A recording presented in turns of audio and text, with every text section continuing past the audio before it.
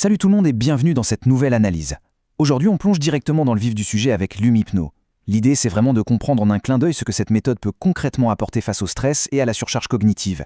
Et on va voir ensemble ce qui fait son originalité absolue, la fusion assez bluffante entre la technologie lumineuse et l'hypnose. Allez, c'est parti. Au programme de ce décryptage, on commence par définir la méthode. Ensuite, on va regarder ce qui se passe sous le capot avec le moteur neurologique. On listera les bénéfices concrets, puis on détaillera le voyage de 90 minutes pour finir sur le cadre de sécurité. Un menu bien rempli. Première étape, définir la méthode.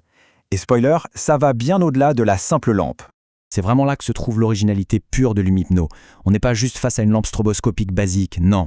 C'est une synergie hyper spécifique. Imaginez, d'un côté, on a un état de conscience modifié qui est induit par une lumière pulsée entre 3 et 30 Hz. Et de l'autre, un accompagnement psychologique via l'hypnose conversationnelle. Et c'est exactement cette combinaison, toujours ancrée par une intention personnelle, qui transforme une simple expérience visuelle en un véritable outil de travail sur soi. Alors, il faut poser des limites claires dès le départ. L'Humhypno, c'est un outil de soutien sensoriel et émotionnel, point barre. Ce n'est absolument pas un traitement médical. Pas de diagnostic, pas de promesse de miracle. Et attention, ce n'est pas non plus une approche psychédélique puisque aucune substance n'est ingérée. C'est simplement le système nerveux qui suit passivement la stimulation de la lumière. Il n'y a même pas de boucle d'apprentissage active comme on pourrait le voir dans le biofeedback. Deuxième partie, le moteur neurologique. Autrement dit, comment le cerveau réagit face à cette lumière rythmique. Ce mécanisme, il est super bien documenté par la science. On appelle ça la réponse d'entraînement aux fréquences. En gros, quand les flashs lumineux traversent les paupières fermées, les neurones du cortex visuel primaire se mettent à s'activer en parfaite synchro avec la cadence de la lumière. Du coup, progressivement, l'activité électrique d'une grande partie du cerveau s'aligne de façon complètement passive sur ce rythme. Et c'est ça qui crée un état neurologique si particulier. Et le plus fascinant, c'est qu'on peut littéralement accorder le cerveau, un peu comme on accorderait une guitare. En fonction de la fréquence de la lumière, on va cibler des états mentaux bien précis. Par exemple, la bande alpha, entre 8 et 13 Hz, c'est le top pour la relaxation éveillée et pour faire chuter l'anxiété. Ensuite, la bande θ, entre 4 et 8 Hz, c'est la porte d'entrée vers l'état hypnagogique, vous savez, ce fameux demi-sommeil idéal pour la créativité et l'introspection. Pendant une séance, on utilise des rampes progressives pour glisser tout en douceur d'une fréquence à l'autre. Mais concrètement, qu'est-ce qu'on ressent sous la lampe ?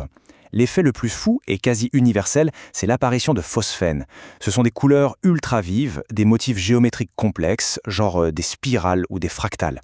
Et le truc à retenir absolument, c'est que ces visuels spectaculaires, ils sont produits à 100% par le cerveau lui-même en réaction à la lumière, pas par la lampe. On perd aussi un peu la notion du temps. 20 minutes peuvent paraître le double. Tout ça s'accompagne d'un relâchement musculaire profond et parfois même d'émotions qui remontent et trouvent enfin un espace pour se libérer. Ce qui nous amène à la troisième partie, les bénéfices concrets ou comment restaurer notre écologie intérieure. Alors, pourquoi faire tout ça ? Si on veut comprendre l'intérêt de la méthode en un clin d'œil, les études sont très claires. La photostimulation rythmique, surtout en ondes alpha, a prouvé son efficacité pour réduire l'anxiété et améliorer l'architecture de notre sommeil. En fait, ça agit comme un véritable bouclier contre le stress chronique et la surcharge cognitive qu'on subit tous. L'objectif final, c'est de contrer cette fatigue mentale insidieuse, d'éviter de flirter avec le burn-out et de restaurer notre écologie intérieure. C'est là que cette citation prend tout son sens. Zéro folklore obligatoire. C'est de Corinne, la créatrice de la méthode, qui est d'ailleurs une ancienne infirmière en psychiatrie. J'adore cette phrase parce qu'elle montre bien le côté ultra pragmatique et ancré de la pratique. Pas besoin de jargon ésotérique et de croyances spirituelles ou de théories sur les énergies pour que ça marche. La méthode repose uniquement sur de la neurophysiologie et de la psychologie, tout simplement. On passe à la quatrième partie, le voyage de 90 minutes ou comment se déroule concrètement une séance.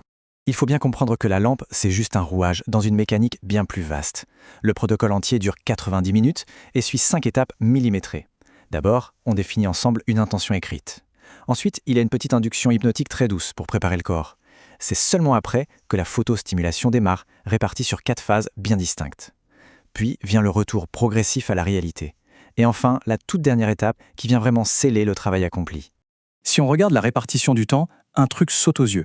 La part énorme dédiée à l'intégration à la fin. 25 minutes. C'est pas rien et c'est surtout fondamental.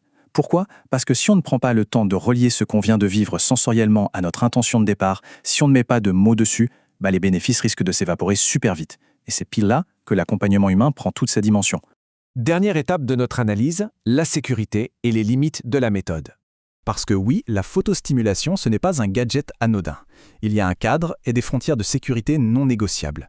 C'est strictement interdit aux mineurs, aux femmes enceintes, aux personnes avec des antécédents d'épilepsie ou qui portent un pacemaker. Et il y a un autre point important. On ne propose pas cet accompagnement aux personnes sous traitement psychiatrique lourd, comme les antidépresseurs ou les antipsychotiques, tout simplement parce que ces molécules modifient la façon dont notre système nerveux réagit à la lumière. Et si le cadre est aussi strict, c'est à cause de ce chiffre. Il y a un risque statistique d'environ 0,3% de déclencher une crise d'épilepsie avec des lumières stroboscopiques. Et ça, même chez des personnes qui n'ont aucun antécédent connu ou qui ne se savent pas photosensibles. C'est là qu'on comprend l'importance du bagage en psychiatrie de la créatrice. Le dépistage avant la séance n'est pas une option, c'est une sécurité absolue pour que l'expérience reste sereine et bénéfique. Pour clôturer cette analyse, voici une petite réflexion à garder en tête. Quand on voit l'efficacité de cet entraînement cérébral passif, couplé à un guidage hypnotique actif, on est en droit de se poser une question. Est-ce que la combinaison des neurosciences modernes et de l'introspection structurée pourrait devenir la prochaine grande évolution, non médicale, pour combattre la fatigue cognitive de notre époque ? Honnêtement, c'est une perspective fascinante. Merci d'avoir suivi ce décryptage avec nous et à très vite pour une nouvelle analyse.